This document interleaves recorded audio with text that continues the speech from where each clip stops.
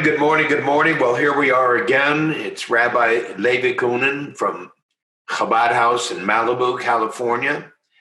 And it's Michael E. Gerber, the Wandering Jew from Carlsbad, California, having a conversation, hopefully every morning, to talk about the difference between a wandering Jew and a practicing Jew. And why that difference, and what that difference, and can we mitigate that difference in a process that makes a difference to each and every one of you? That's really the question. I invite every single one of you who are listening to upbraid me, if you will, for not actively pursuing this conversation in a way that you would pursue this conversation as a wandering Jew or a practicing Jew. I'm completely open to anything you'd like to send me. You can send that to Michael, Michael, at michaelegerber.com. Rabbi Levi Cunin. Good morning, Rabbi Michael. How are you? You sent me a message after yesterday's meeting, and you apologized for not responding or internalizing the question that I'd asked. And I'd love for you to continue on that vein, as though you were just beginning to answer the question I asked, and today you're going to answer it. I'd like you to start, however, with the question. So if I understand correctly, and you tell me if the question was different, if I understood correctly, your question was, how does someone who's not a practicing Jew get into that zone of that trust that there's something bigger going on and there's a spiritual orientation to everything? How does a person get into that zone who has not been brought up with it? Well, yes and no. Let me thank you for reminding me, however, of the gist of the question. Effectively, you held a conversation with a gentleman I believe you called Jim the day before about anxiety and the spiritual center of Torah. And so you suggested that I listen in, and I couldn't because I was in a previous meeting. And I upbraided you for not inviting me until the time of the conversation. But having said that, then I said it would be a great conversation to have in our call.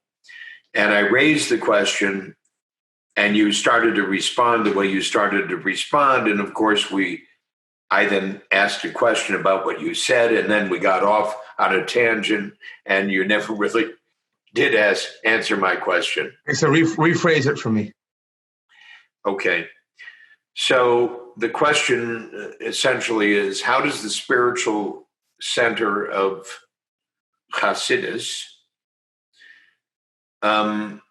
deal with the anxiety that occurs within human beings, whether practicing or not practicing Jews?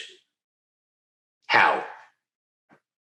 So the first thing I'd say is the following, is that I'm sure I've mentioned this metaphor to you before.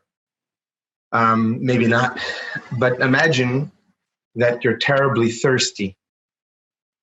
But the only thing is, you don't know you're thirsty. You think you're hungry, or you think you're bored, or you think that's what's bothering you. So you have that certain pain inside you. You're identifying it as something, but in truth is, I'm thirsty. Now, of course, the important distinction between the two is that once you know what's bothering you, you can satiate it. So if a person knows they're thirsty, then they don't have to go to all these different places. Yes, if a person is thirsty and they're in a lot of pain, if they take a painkiller, probably the pain will subside. But that's not his problem. That's not dealing with what's going on. So the Hasidic narrative invites us to a different conversation of what's going on when we're in a moment of anxiety. And the gist of it is there's something going on. There's a light that's attempting to make it into us, and we're resisting it. And there's a pathway through learning about what that is, what that looks like.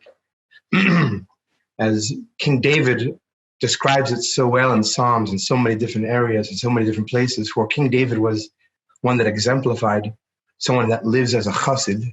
He was the ultimate chassid. So in taking in those exact same events, what is bringing us anxiety, it shifts us to think, what's really going on?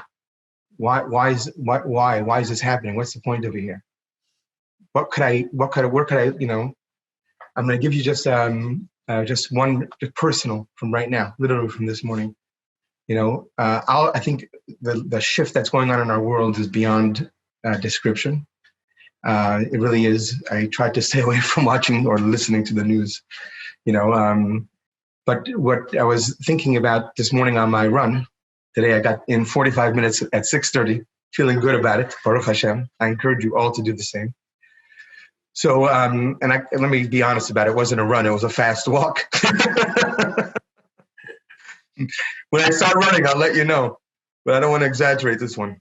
But the idea is that something occurred to me about a project that's not been going on. I don't want to get into the details now, but it's a simple thing to do. But Your sound is breaking off. Something occurred to me, like something that I feel like I need to get more involved in, that it's a series of things that happened during this quarantine time that led me to that. So it's interesting that there's definitely a presence of mind of being in a state of anxiety, but at the same time, there's a different conversation that allows us to see a different version of understanding our reality, which comes back to the teaching of the Baal Shem Tov, wherever your mind is, that's literally where you are. Wherever your mind is, that's literally where you are. And I think today more than ever, any human being who just contemplates this can consider it. And the only thing I'm saying is to really embrace this it's not an anti-anxiety conversation. It's not about anti-anxiety. It's about a different narrative conversation. And the different narrative naturally melts away the anxieties, or many of them. It's a process. It's a journey. It's a level of enlightenment. And guess what? The beauty of it is today, all this is out there online. There's so many places where one could go and go right into the conversation of this and connect to it and see something and observe something and start to realize cause and effect, big conversation, the idea of cause and effect, and get to really be present to a different way of being present in whatever our situation is right now. And for some people, it's very dire. So that's the short end of it. Okay, so I just want to say one last thing, because I realized this in the words of King David this morning.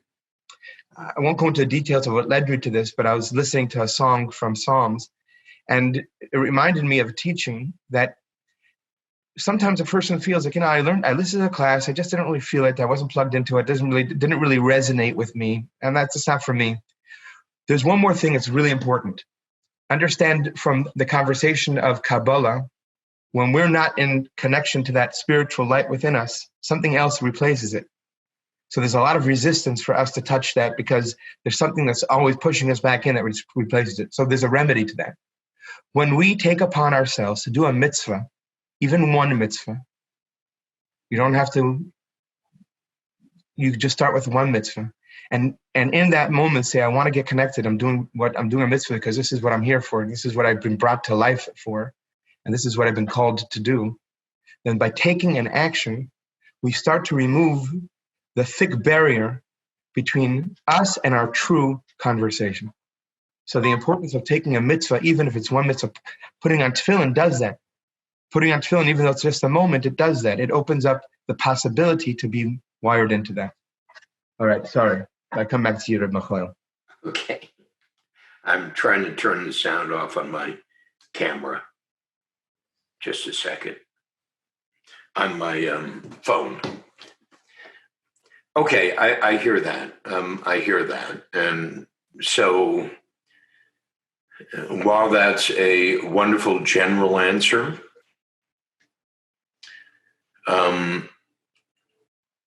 it's in my frame of reference, too general to be of value.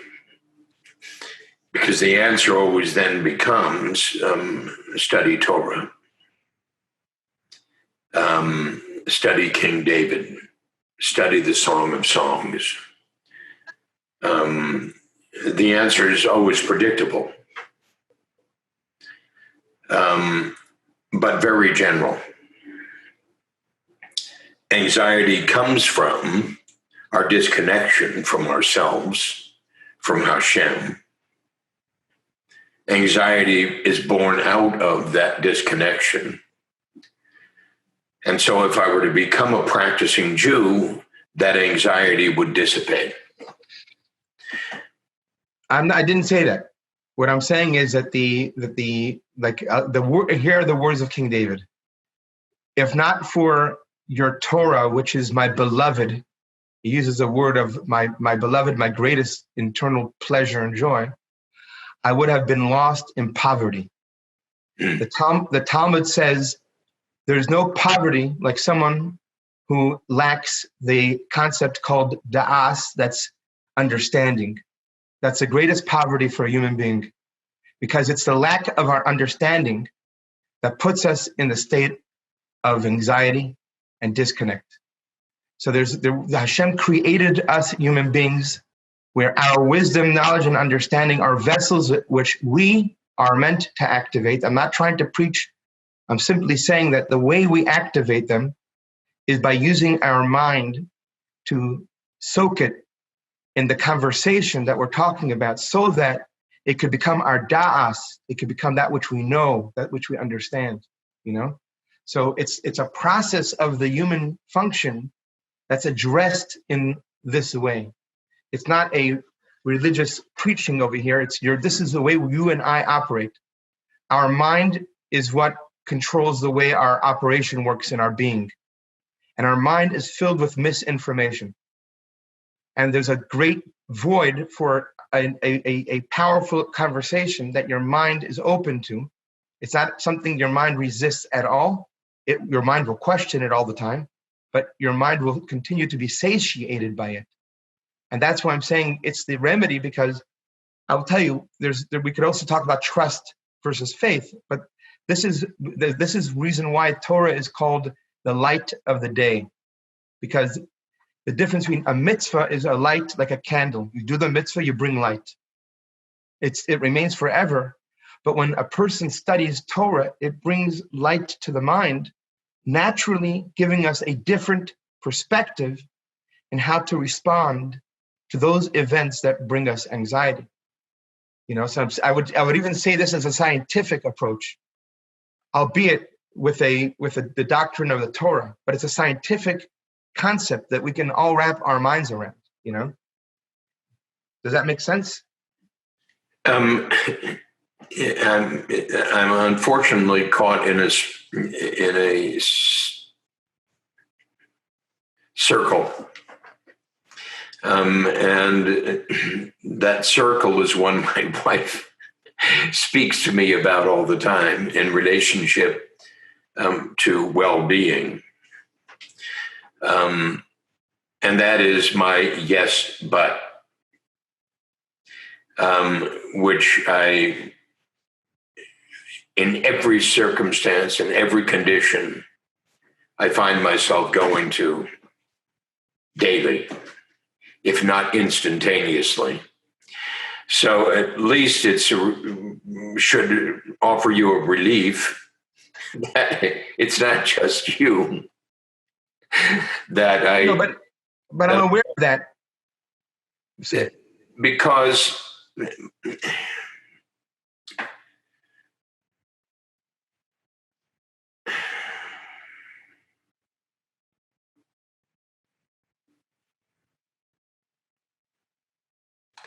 Because the argument, the conversation,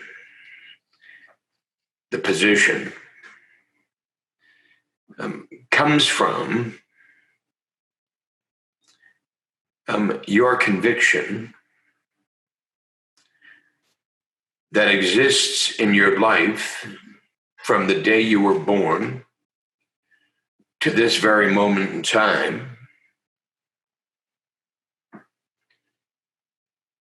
of the, I'm not going to call it validity, I'm going to call it the truth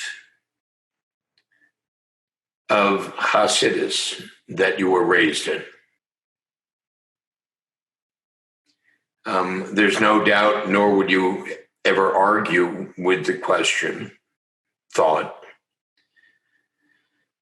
that your father, his father, your mother, her family,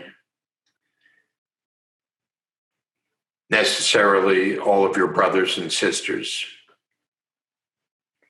all of your friends, all the families you associate with, you all come with the undeniable conviction that Torah is the Word of God, and that we're living in the world of God, Hashem, and our role is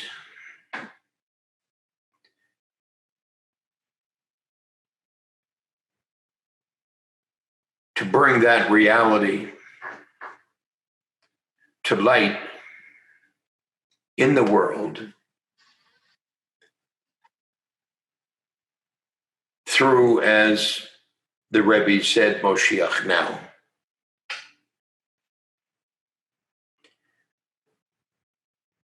And then the world will be completely changed forever. And that not only is that the position, the Rebbe was the last Rebbe in the series of 7. I believe it's 7. In the series of 7. Not to be replaced by a Rebbe, but by Moshiach. And as I've said, and as you've said, and as Hasidus says, now. And so the world is about to be transformed. So you've been raised in that. That is the truth, is it not? Yeah, I mean, I guess I have been raised in it, but I will say that my conviction is something that's very, very, very much of my own choice, as I shared with you in a previous time that we got together in this platform. So yes, it was deeply embedded within me as a child. I went through a time where I resisted it all, and then I just tried to use the faculties which I believe the human beings are meant to see as a gift from God, which is being open to new wisdom, new understanding, and new application of anything and everything. And I found, for me, it was a simple choice to make, that this was something that was so filled with power, so filled with everything that endures. And not only that, most importantly, something so big and convincing to me was that most of that, it would be easier for someone to have doubt 3,000 years ago. But the fact is, if you read the Torah, most of that which the Torah predicts will happen in the future happened, unfortunately, including the Holocaust, vividly. So understand that all of these came to me, say, why would I believe the narrative of the world out there that says that these are values and this is how one should look to see how they are considered successful, when I found something that was so much of a higher conversation and so much spoken so much deeper to me? Yes, I grew up with it, but that which I grew up with was not internalized until I chose it. And I chose it. I chose it because I was inspired by it deeply in all levels of being. I chose it because of the stories that it involves and the people that have lived their lives in a way of being good to other human beings in the most powerful and possible way. So all of that was something that I chose. So yes, I grew up with it, and my conviction is definitely has so much to do with that. But it also about my own personal journey. And I say that because I want to let you know, and those who know, that what brought me to it was my desire to learn more about it. Let me understand more. Is this what you're saying? Or you're telling me that an apple is not just an apple? An apple is an energy, and it's an energy that manifests in a particular way? Hey, that sounds pretty exciting. Why does the apple manifest as this way? And why does the lemon manifest this way? Et cetera, et cetera. And suddenly realize there's a whole matrix that's alive that we are in. We're just not looking at it. We're not seeing it. I mean, honestly speaking, it was the first time that I started to have like the deep joy in my life. So, sorry. I overspoke. No, don't be sorry. Don't be sorry. Until you chose, it wasn't yours. Correct. And I got that. So why am I so unmoved by that? Because it's not convincing. That's why. Because you're going to tell me, like, if, let's say, God forbid, half my family decided to jump the ship, then you maybe believe I really chose it. Okay. With all my brothers being rabbis, with all my sisters being married to rabbis, it's hard to believe that. Yeah, it's hard to baby, this guy's brainwashed like we've never seen. You got it. So you said it better than I could. And obviously you're saying everything better than I could. Because I'm wandering, you're not. And when I say I'm wandering, understand all that I mean is that I've been not attracted to practicing Judaism at all in my life. And I'm coming to the stage called an age of 84. And what you're describing is a practice that you've been engaged in for all of your life. You haven't chosen the way that you describe chosen. And I hear chosen as deeply enmeshed in, out of choice, this option that you've elected to pursue with all of your soul, because it makes such sense to you. But understand, you've studied it from the time you were a child. You've been immersed in it from the time you were a child. You're surrounded by it from the time you were born. All of those influences, the Rebbe, your father, your family, my mother, your brother, my mother, most perhaps. Sorry, your mother. It's just endemic. It was your flagrant resistance to the obvious that put you on the outside of that for a little while. Testing it. That's what you were doing in my mind. Testing it, challenging it, with a gift that you were given from the day you were born. Challenge everything. Your father, in fact, said, challenge it. Challenge everything. Your brothers, I'm sure, said it. In one sense, at one moment, you were an outlier. And your brothers, your older brothers, your younger brothers, your brothers must have said, Levi, get with it. They must have. And I'm not saying that's why Levi got with it. By the way, just so you know, it was only one phone call that happened.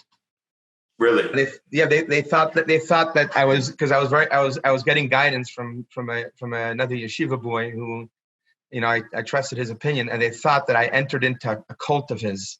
So two of my brothers called me up from New York to let me know that I'm in a cult.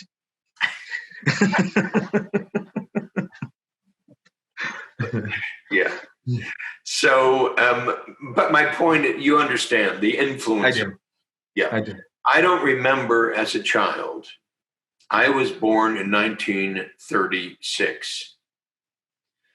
I lived in New Jersey through the Holocaust. I don't remember one word mentioned in my family about the Holocaust. I don't remember one inkling that something was going wrong for the Jewish people somewhere in the world. I don't remember one word in synagogue by the rabbi. Understand, I was born in 1936. We moved to California in 1948. I was 12 years old. I don't remember ever being in a synagogue in New Jersey. I have no memory of that. I was going to call my older sister and say, I need you to refresh my memory because I'm completely blank as to the influence of Judaism in our lives as children, growing up in New Jersey, moving to Anaheim, California, et cetera, et cetera, et cetera. So I have no memory of any of that lately. Now, put that into relationship to your memory of that. And you suddenly see the difference between us. I was bar mitzvahed because that's what Jewish boys did. My family, my mother and father were Jewish. And their mother and father were Jewish. But I don't remember being Jewish. Can I just make one point real quickly? Because we're real quickly or slowly. We're really over the time, but I just want to finish with one statement to respond to what you just said. I want to remind you that you once told me a story a couple of years ago where you were at a certain platform where there were several hundred people there, and someone made an argument there that life has no meaning, and it has no meaning that it has no meaning.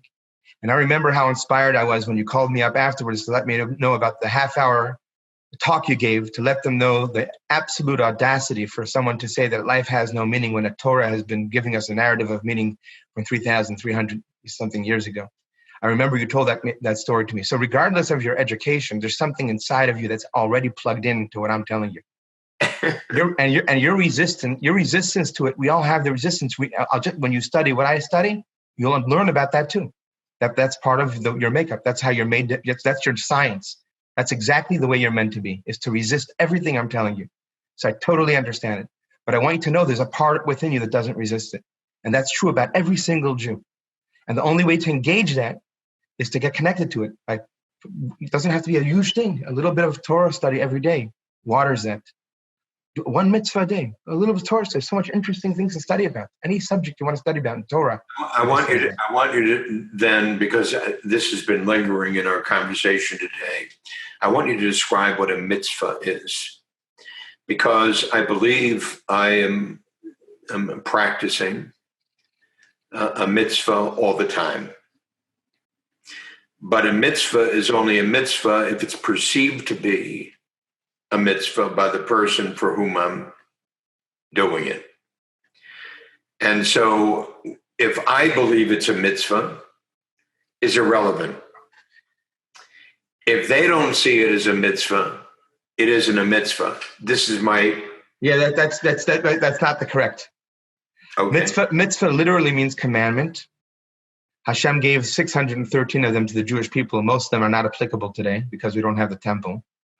Whenever we do an act of charity, whether you were thinking that you're doing a mitzvah or not, makes no difference. You did a mitzvah. Whenever you did an act of charity, you connected, whether you were aware of it or not. Is an act of charity a gift? Yes. The act of charity could be even being kind to somebody, but an act of charity is actually physically giving money to somebody or giving something to somebody. That's a mitzvah. Being kind to somebody is a mitzvah. There's a whole bunch there's 248 mitzvahs in there, and there's positive ones, So a mitzvah is very easy. One could look it up. It means also connection. It means also command. So it means both of like that. So we should probably get going because my son is knocking on the door over here, and it's time for and I'd love to let's continue the mitzvah conversation tomorrow. Yes, we will. And give my love to your son. Thank you. Give my love to all of your children. All right, beautiful. And bye-bye.